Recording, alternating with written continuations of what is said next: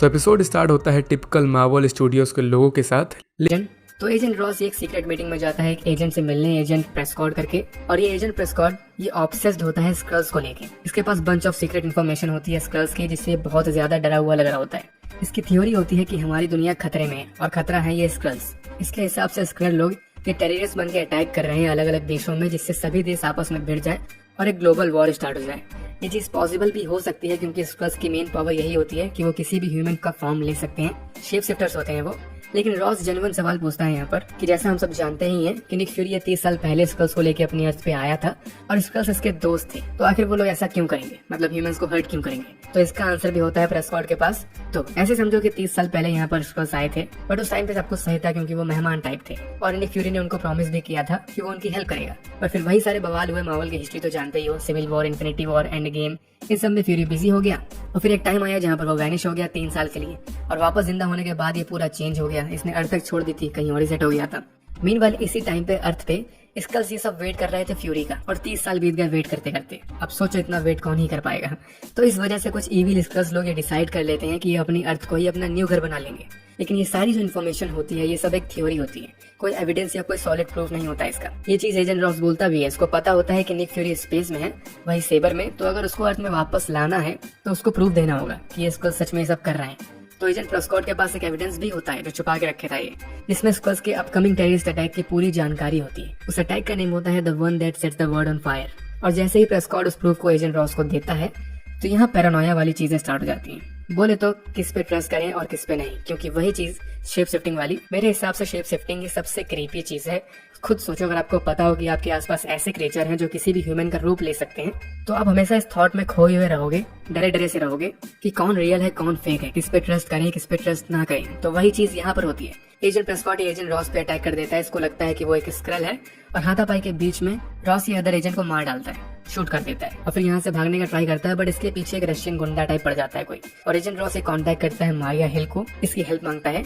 अब इसके बारे में तो सबको पता ही होगा, मार्वल की one of the oldest and underrated characters में से एक है ये। 2012 वाली एवेंजर मूवी से इसकी जर्नी स्टार्ट हुई थी और इसके बाद मोस्टली हर मेजर मूवी में इसको दिखाया गया है। ये निक फ्यूरी की राइट हैंड थी, आई मीन है, मरी थोड़ी ना अभी तक। यहाँ पर थोड़ी भागम भाग होती है, बट लास्ट में एजेंट रॉस ये छत से नीचे गिर जाता है और इसके सामने कार लेके आ जाती है एजेंट हिल, बट तभी वो रशियन भी यहाँ पर आ जाता है जो इसका पीछा कर रहा था, और पता चलता है कि वो एक स्क्रल था और कोई नहीं बल्कि वही निक फ्यूरी का दोस्त टैलोस। और रॉस वहीं पर मारिया के सामने मर जाता है और अपने असली रूप में आ जाता है, मतलब वो भी एक स्क्रल था, एविल स्क्रल। तो फाइनली इस मोमेंट में कंफर्म हो जाता है कि जितनी भी एविल स्क्रल वाली थ्योरीज बताई गई अपने को कुछ मिनट पहले, तो वो सब सच होती है। सही में दुनिया खतरे में होती है। अब ये तो पता नहीं है कि एजेंट रॉस कब से स्क्रल बना फिर रहा है या फिर रिसेंट में ही बना, और ये एक स्क्रल था तो रियल वाला एजेंट रॉस कहाँ पर है, जिंदा भी है या नहीं, ये सब कुछ नहीं बताया गया फिलहाल अपने को। बट इसके बाद आता है सीरीज का इंट्रो जो कि काफी यूनिक होता है, लेकिन ये पूरा इंट्रो ये एआई से बना हुआ है, आर्टिफिशियल इंटेलिजेंस से।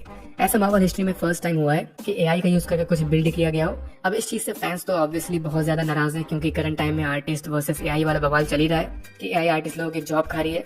तो इस वजह से मैंने काफी ट्वीट देखे जहाँ फैंस गरिया रहे हैं इनको, इवन बॉयकॉट सीक्रेट इन्वेजन भी चलने लगा है। मेरे लिए तो इतनी ज्यादा बड़ी डील नहीं है, बट कुछ लोगों के लिए होती है ये डील बड़ी, तो इस वजह से वो नाराज है। खैर, इंट्रो के बाद फाइनली अपने को निक फ्यूरी दिखाते हैं जो एंड गेम के बाद अब अपनी अर्थ पे आ जाता है। एक स्पेसशिप इसको छोड़ जाती है और अब इसका लुक ऑलमोस्ट पूरा चेंज हो चुका होता है, और फिर मारिया आती है, इसको अपने साथ ले जाती है टैलोस से मिलाने। यहाँ पर टैलोस की वाइफ सोरेन के बारे में पता चलता है कि उसकी डेथ हो चुकी है। उसकी डेथ कैसे हुई ये भी एक मिस्ट्री है यहाँ पर, जो कि आने वाले एपिसोड्स में रिवील होगी। टैलोस फ्यूरी को ये भी बताता है कि इसकी बेटी गाया वो भी गायब हो गई थी इन सब बवाल के बीच में। टैलोस जो एक टाइम पे लीडर था इनकी कम्युनिटी का, इसको ग्रुप से ही भगा दिया गया था, एक न्यू लीडर बन गया था यहाँ पर ग्रेविक करके, और टैलोस ये पूरा अकेला हो गया था। उस बीच फ्यूरी भी नहीं था इसके साथ ना। अब फ्यूरी जब वापस आता है तो टैलोस एंड मारिया इसको फुल सिचुएशन बताते हैं कि आखिर चल क्या रहा है अर्थ पे, स्पेशली रशिया में, क्योंकि उन सभी इविल स्कल्स लोगों का अड्डा यहीं पर होता है, मॉस्को में ही।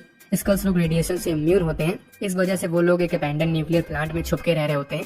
हालांकि ग्रेविक इसकी एग्जैक्ट लोकेशन पता नहीं होती किसी को, लेकिन इन लोगों को ये पता होता है कि नेक्स्ट अटैक कब और कैसे होने वाला है। वो एजेंट प्रेस्कॉट के पास वो प्रूफ था जब इनके पास आ गया था।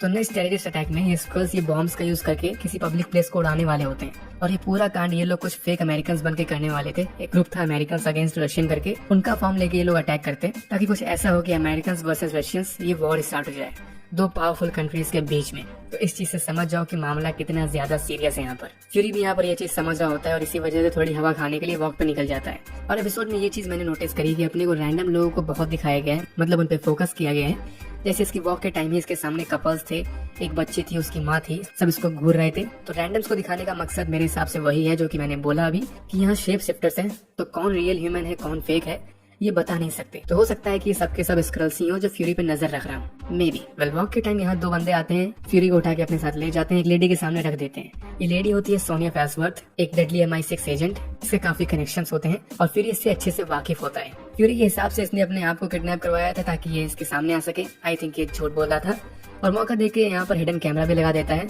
ये दोनों ड्रिंक करते हैं, चिट चैट करते हैं इस स्क्रल्स के बारे में।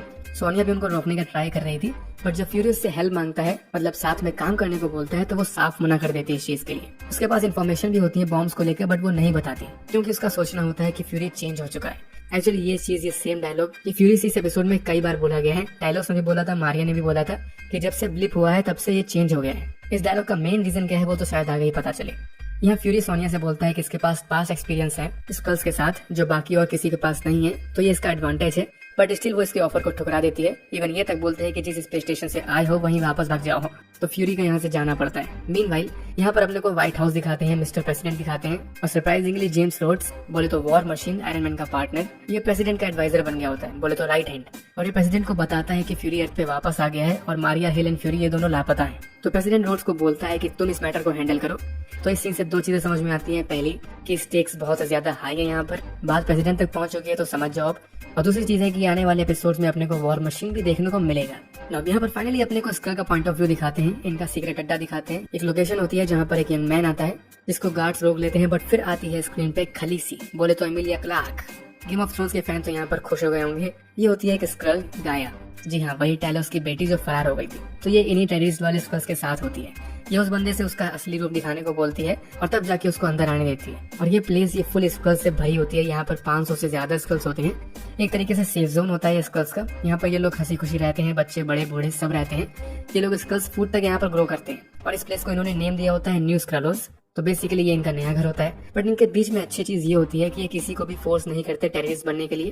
जिसको यहाँ पर सिर्फ सेफली हंसी खुशी रहना होता है वो रहे आराम से, बट जिसको वॉरियर बनना होता है, बोले तो अपने घर के लिए लड़ना होता है, वो रेबल में शामिल हो जाए। और सिर्फ वॉरियर्स को ही अलाउ होता है इस प्लेस से बाहर जाना। बाकी जो नॉर्मल स्क्रल्स होते हैं वो यहाँ से बाहर नहीं जा सकते। आई मीन अब थोड़ी प्रिविलेज तो देंगे ना वॉरियर्स को ये लोग।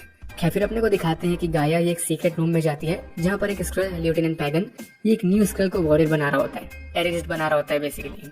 और ऊपर से एक शेडो फिगर देख रहा होता है, प्रोबेबली ये ग्रेविक ही होगा और कौन ही हो सकता है। बट यहाँ पर अपन इन सबका डार्क सीक्रेट देखते हैं कि ये लोग एक ह्यूमन को जो प्रिजनर होता है इसको लेके आते हैं। इसका फॉर्म ले लेता है वो न्यू वॉरियर स्क्रल और फिर ये उसको मशीन पे खड़ा करते हैं जिससे स्क्रल उसकी सारी मेमोरीज भी निकाल लेता है। ये वाली मशीन अपन कैप्टन मार्वल मूवी में देख चुके हैं, वो भी एक टाइम पे इसी के बीच में फंस गई थी आकर।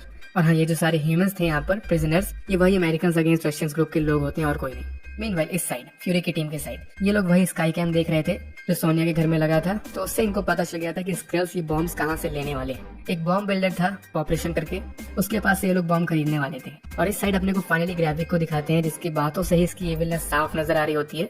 ये खुद बोलता है अपने मुंह से कि हम तब तक नहीं रुकेंगे जब तक ये अर्थ हमारी नहीं हो जाती, प्योर इविल। और फिर वो लेफ्टिनेंट ये जाया को एक मिशन पे भेजता है। मिशन वही होता है बॉम्ब्स लाने वाला कि कैश दो और bombs low, simple in and out. तो ये उस जगह पहुंचती है पॉपुलेशन के पास। बट यहाँ पर ऑलरेडी फ्यूरी की टीम आ चुकी थी। उन्होंने सोनिया के बंदे को भी रास्ते से हटा दिया था। बट गाया ये पीछे वाले डोर से चुपके से अंदर चली जाती है, बॉम्ब्स वाला बैग लेके निकल लेती है। लेकिन इसको मारिया देख लेती है जाते हुए और उसको शक हो जाता है तो वो इसको फॉलो भी करती है। और इस साइड बच्चे हुए मर्द ये पॉपुलेशन से गुफ्तगू करने लगते हैं कि बॉम्ब्स कहाँ पर है एक्सेट्रा एक्सेट्रा। इनके बीच फाइट भी स्टार्ट हो जाती है और पता चलता है कि वो पॉपुलेशन वो भी एक स्क्रल है। बट लास्ट में फ्यूरी इसको शूट कर देता है क्योंकि टैलोस ये अकेले नहीं लड़ पा रहा था, इज ओल्ड। इसी सीन के पहले इनकी कॉन्वर्सेशन दिखाई गई थी जहाँ पर हमें टैलोस की एज पता चली थी। ये 136 ईयर ओल्ड था, 136 साल का। बट उसका कहना था कि ह्यूमन एज के हिसाब से सिर्फ 40 साल का है। और यहीं पर हमें एवेंजर्स का रेफरेंस भी दिया गया है। जब टैलोस फ्यूरी से पूछता है कि तुमने अपनी मिडिल लाइफ में क्या बनाया, तो एकदम फुल स्वैग में बोलता है एवेंजर्स, जो कि सच है। एवेंजर्स टीम इसी ने बनाई थी। मारिया जो गाया का पीछा कर रही थी तो गाया इसको पकड़ लेती है और इसको नॉकआउट करके भाग जाती है। लेकिन तब तक उसके सामने इसका फादर आ जाता है टैलोस।